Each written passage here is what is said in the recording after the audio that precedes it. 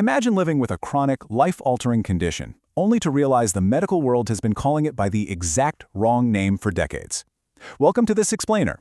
Today, we're going to unpack a truly historic and vital shift in women's healthcare. For generations, one of the most common hormonal disorders in the world has been known by a title that is, quite frankly, scientifically inaccurate. We're looking at the monumental transition from Polycystic Ovary Syndrome, or PCOS, to its new, accurate name, Polyendocrine Metabolic Ovarian Syndrome, or PMOS. We're going to explore why this change was so desperately needed, the fascinating science behind it, and how this is going to transform the lives of millions of women worldwide. Here's the roadmap for what we're unpacking today. 1. The problem with PCOS. 2. A complex multi-system condition. 3. Diagnosing adults and adolescents. 4. The global consensus process. And 5. Implementing PMOS worldwide. Let's dive right into part 1, the problem with PCOS. To really grasp why this name change matters, we have to look at the sheer scale of the issue. We're talking about an estimated 170 million reproductive-aged women globally. That is roughly 1 in 8 women worldwide. But here's the wild part. The World Health Organization estimates that a staggering 70% of affected women remain undiagnosed. Think about that for a second. That's over 100 million women suffering without answers, trying to navigate a totally fragmented healthcare system. And a huge part of the reason for those delayed diagnoses, it actually boils down to the deep confusion caused by the name itself. For decades, the name Polycystic Ovary Syndrome planted a very specific and honestly misleading image in everyone's minds, even in the minds of some clinicians. It heavily highlighted cysts. But here's the reality check. Those so-called cysts aren't actually pathological cysts at all. Let's break that down. Follicles are simply the normal tiny sacs inside the ovaries where eggs develop. In this condition, that development just kind of pauses or arrests partway through. They aren't dangerous fluid-filled cysts that need surgical removal, they are literally just paused eggs.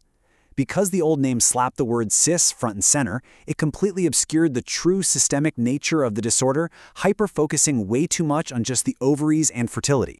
And this reproductive focus of the old name reinforced some serious social stigma, especially in cultures where fertility is highly prioritized. When you reduce a woman's holistic health issues down to just her ability to have children, you create massive blind spots in clinical care. Patients reported intense psychological distress, feelings of brokenness, and negative body image simply associated with hearing the name of their diagnosis. It caused a huge disconnect between doctors and patients, meaning women just weren't getting the comprehensive, whole-body care they actually needed. The name wasn't just inaccurate, it was actively doing harm.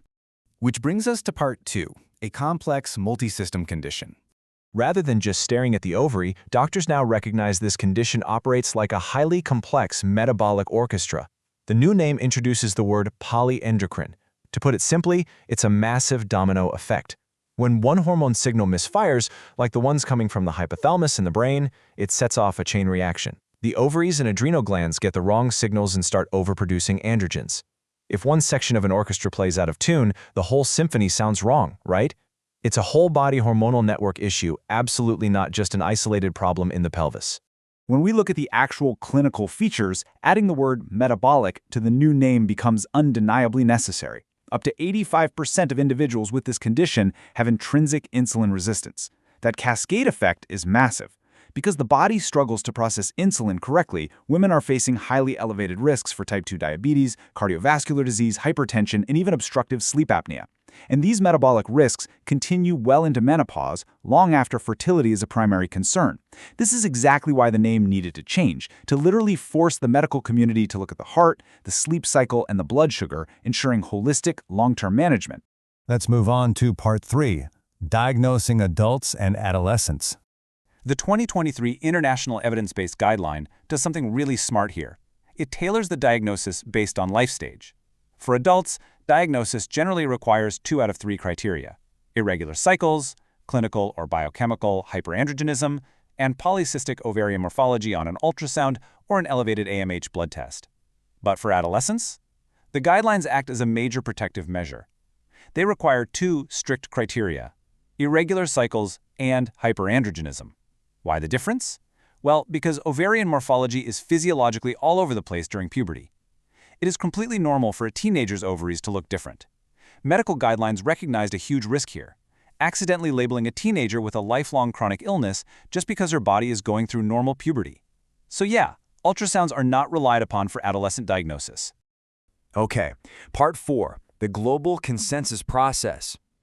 Renaming a disease globally is no small feat, let me tell you. This was a massive, highly structured initiative that engaged 56 leading academic, clinical, and patient organizations. But what's truly unprecedented about this process is that people with lived experience actually shared equal governance power with clinicians to drive the mandate for change. A huge driving force behind this was Verity, a grassroots UK-based patient charity and advocacy group. They made sure that patients were integrally involved in the governance, the survey design, and the final naming decision. The scale of the outreach to find the right name was honestly incredible. By using iterative global Delphi surveys, the consortium gathered nearly 15,000 voices from every corner of the globe. We're talking over 10,400 patients and nearly 4,000 health professionals. They systematically tested terms, ran nominal group workshops, and, get this, even brought in marketing and communication experts. The fact that marketing analysis was used for a medical disease really highlights the deep strategic thinking involved. They needed to ensure the new name would actually be adopted and stick within the real-world medical community. Before even picking a name, they established strict guiding principles. The new name had to ensure scientific and medical accuracy, of course, but equally as important, it had to explicitly avoid the stigma linked directly to reproduction and fertility, providing absolute clarity to improve patient mental health. Treating stigma avoidance and patient well-being with the exact same importance as scientific accuracy is a real game changer. It is a massive paradigm shift in healthcare policy. And through all that rigorous process, they arrived here. The new name is Polyendocrine Metabolic Ovarian Syndrome, or PMS.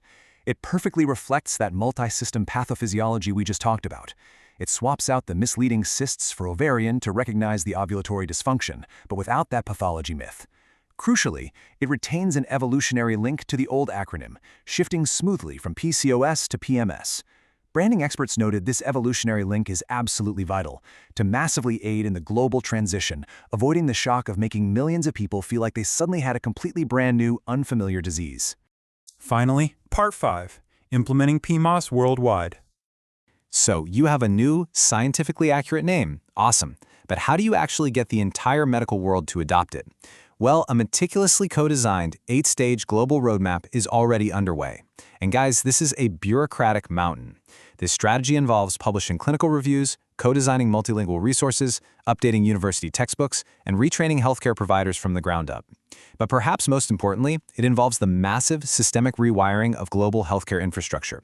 We're talking about integrating PMOS into electronic health records and formal World Health Organization disease classifications, like ICD codes, which literally dictate how global medical billing, insurance, and research funding operate.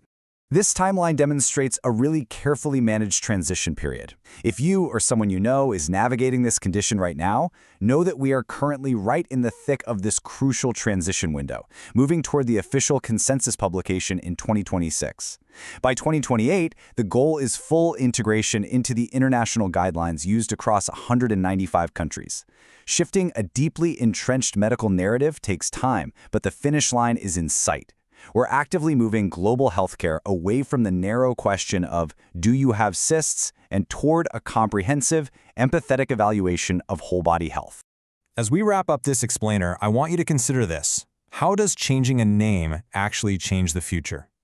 Validating the lived experience of 170 million women with a scientifically accurate name, PMOS, literally shatters decades of stigma. It tells patients that their metabolic struggles, their mental health, and their systemic symptoms are real, they are recognized, and they deserve dedicated care. This monumental shift is absolute proof that when patients raise their voices and advocate for their health, the medical establishment can and will listen. I highly encourage you to share this knowledge because widespread awareness is the vital first step in this global transition. So what role will you play in spreading the word? Thanks so much for exploring this incredible milestone in health policy with me.